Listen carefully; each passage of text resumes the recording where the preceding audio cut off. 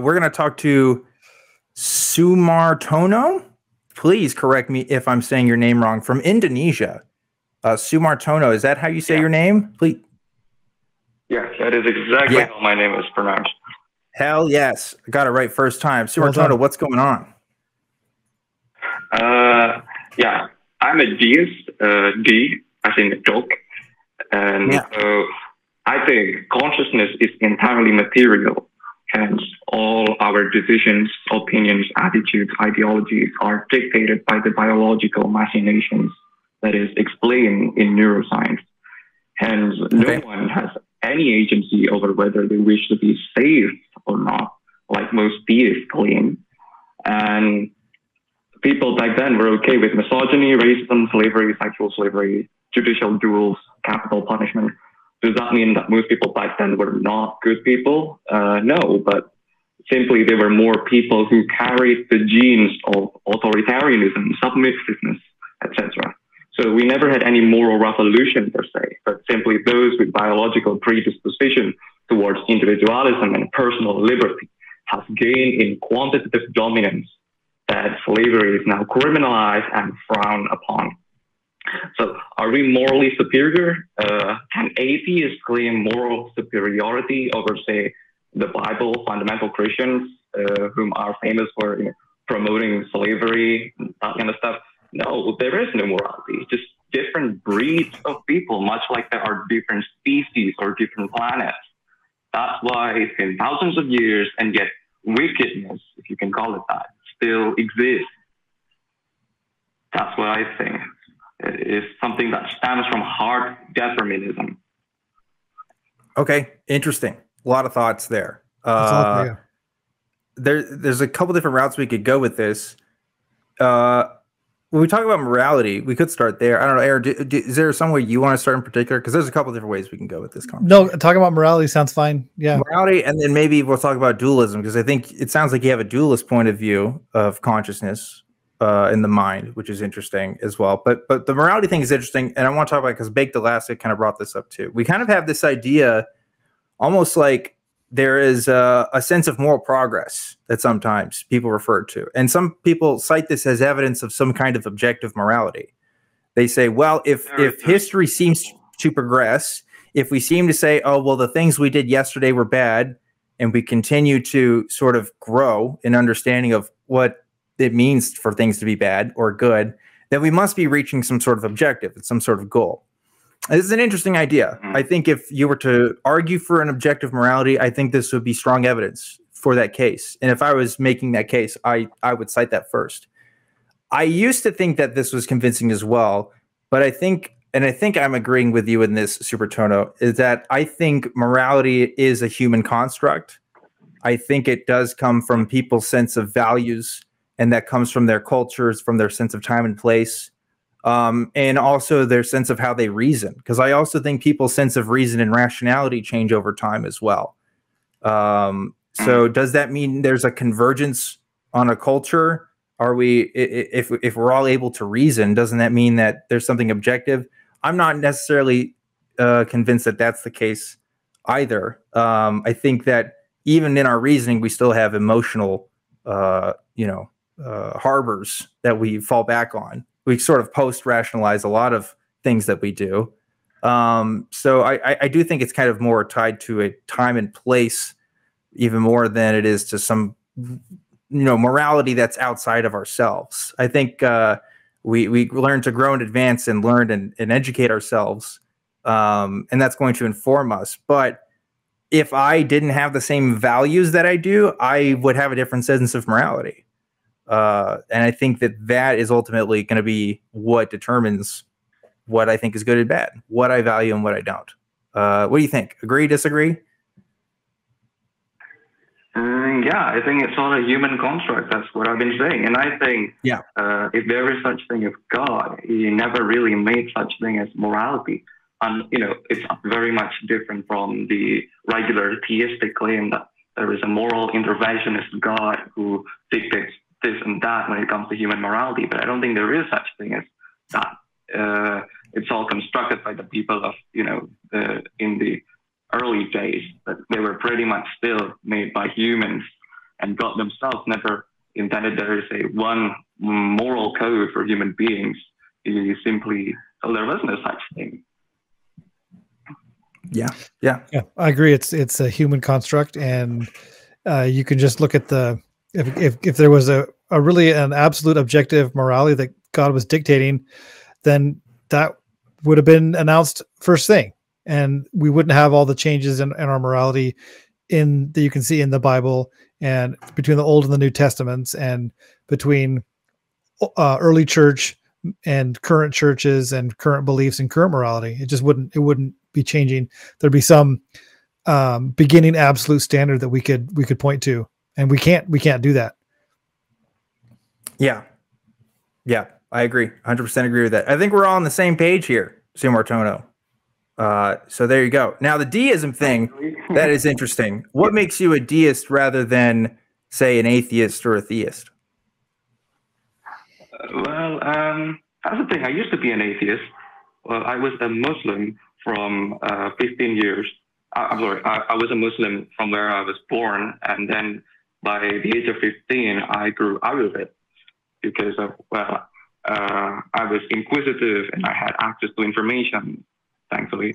And then I realized, I'm now 25, I realized that maybe a deistic God is in order. You know, I am still an agnostic in this, in that I don't claim, I'm not certain in anything. But my reasoning is this: if you were to take a computer from the modern days, just your average desktop PC, time travel that thing back into the past, say the 1900s, right? And would the clever, smartest scientists of that time be able to make sense and understand what it is? Well, I don't think they would. They would see it's a giant, big, ugly box, and they can't really make sense of, because the idea of electricity hasn't been a thing yet, and let alone all the different algorithms and computer science that happens in a computer.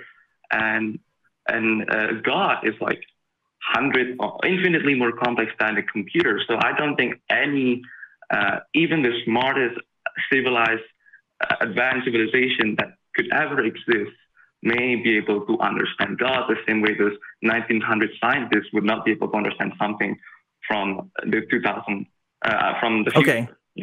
Can I interrupt you? Can I ask you, how do you know that there is a God to understand? Well, I don't proclaim that there is a God. I'm open to the idea there is a God, because by design, God is this unprovable, and God is this complex, infinitely complex machine that human beings will not be able to sense, detect, identify, or make sense of. We cannot study God the same way we can study grass or erosion or whatever. So by design, God is not supposed to be understandable. And if God is that powerful, then he has all the might, all the powers to erase his trace, hide himself behind all the curtains he wants, because he is God. That is what he is by design. And we can't do anything about that. I think that's an interesting idea, but let me posit something for you. I am not an expert at math by any means, but I do know a few things, right? I can know how to add, I know how to subtract, I know how to multiply, I know how to divide. And from my understanding, what people who are smarter than me say is that pretty much all the rest of math, like the most advanced stuff that you see when you get into calculus, when you get into trigonometry, when you get into 4D shapes, when you get into all the stuff and beyond, it's just more complicated variations of those simple things, right? It's just like those simple things kind of done multiple times in different ways and in different orders, right? So my point with this being, is it possible that if there is a God, or if there's something that started us, maybe they could be simple? Maybe that's something that's simple that can make something complex, and it doesn't have to be that something infinitely complex makes the rest of us. Well, yeah, I don't know, but I've always believed God to be this really complex. I mean, after all, the universe is complex, right? And how can something so simple makes something so complex. If God were to make the universe, and he has to understand the complexity, the real complexity of the universe, which we humans can't even begin to grasp. Here's my point. Is understanding necessary for the creation of the universe? Well, I believe, yeah. I mean, even God has to understand it. So that's why I thought God has to be much more complicated than universe. Maybe, but like, let's think about this, right? If we're talking about like Jupiter, right? From my point of view, I don't think any knowledge or wisdom or intuition is required for Jupiter to exist. I think there has to be some physical laws that happen, right? I think like gravity has to be a thing, and I think time has to take place for all the rocks to come around the sun and the solar system.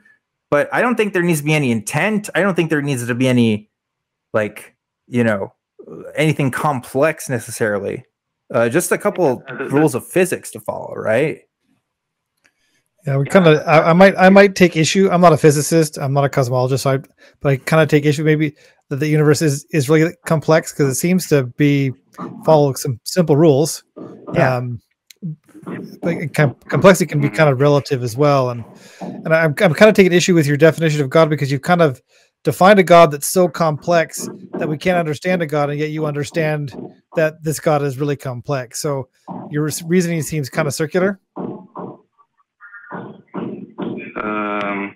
Well, yeah, I guess that's what I don't really believe. I'm not really certain whether there is God or not.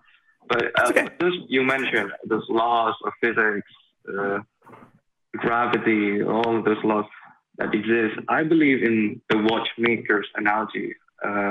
So all of those laws of physics, it's the work of God, right? So all of the things that exist now is because God wrote those laws of physics. And for that to be a thing, he must be much more advanced for reality to exist, for it to be a coherent system, not a self-destructing one. It's for it to be able to exist simply, he has to understand all these intricacies in physics, right? And for humans, that's really hard. And for God, he must be really, yeah, he must. I'm going to ask you one more question. I want to give you one more challenge, and then I do have to let you go because we do have some other people on the line. But one more thing, if that's okay with you. We were talking about the watchmaker's analogy. It's an interesting analogy. I think it fails in some regard. And tell me what you think about this objection I have to the watchmaker's analogy. The watchmaker's analogy, I think, works because we're able to see a watch and we're able to see the mechanics of it, right? And we understand that watches are made by humans and stuff, right? So when we look at a watch and we compare it to nature as like a background, we can see the differences there, right? Because nature doesn't function like watches do. We don't find watches growing out of trees or swimming in rivers, right? The problem with the watchmaker's analogy, though, is that if we're talking about nature as being designed, well, we can't compare nature to nature, right? Nature isn't the background that we're measuring it against, right? So how can we tell that nature was designed? What metric can we use?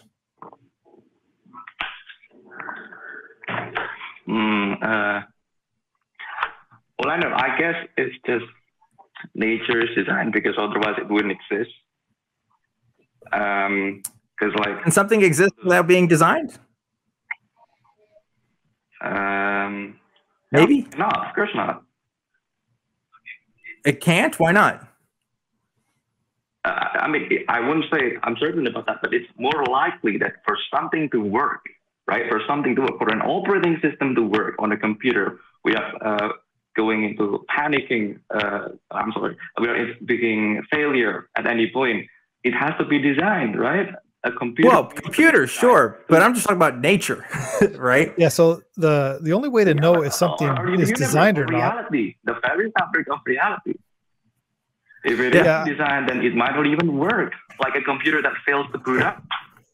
Yeah, we only have one universe to observe, so we don't know if it's designed or not because we have nothing to compare it to. Right? Yeah. We know a watch is designed because we've seen other watches. We can go into a watch factory go to a watchmaker's shop and see them working on watches and know that, oh yeah, this is built. We can look at the pieces being manufactured, but we only have this one universe to see. If we had access to 2, 10, a dozen, 2 dozen universes, and maybe the laws of physics are different in each one, and maybe this is the only one where life could exist. Okay, maybe you might have an argument, but we don't. There's only one universe. We can't state that the universe is designed or not. The universe just is. It just exists, and we can't really say where it came from. Yeah, well, I guess so. I mean, I myself alter between atheism and deism is kind of absurd, really. Maybe that has to do with my upbringing. Like, I was raised in a very Islamic family, so there is still residual beliefs in me that I refuse to let go, like the fact that a universe cannot exist from nothing. And so that's why I think that's why I gravitate toward deism right now. It's because of those residual values that were imprinted to me. Yeah, could be, or there could be good arguments for deism too, right? But if we look at our arguments and we find maybe this isn't as strong as I thought, the honest thing is to maybe shed those beliefs, right? Maybe re-examine it. And I'm not saying that what your beliefs are right or wrong, but I do have objections, and I do have reasons why I don't have that view. And I've shared that, and Aaron has shared that. So hopefully that's been enlightening for you, or at least entertaining for you, at the very least. Sumartono, thank you so much for your call and talking to us with your perspective. I do appreciate that. And I think you might be the first person we've had call in from Indonesia. I could be wrong, but that's really cool. I like that. I don't know what time it is over there, but probably way late or way early. It's never, in between, it seems, from that side of the world.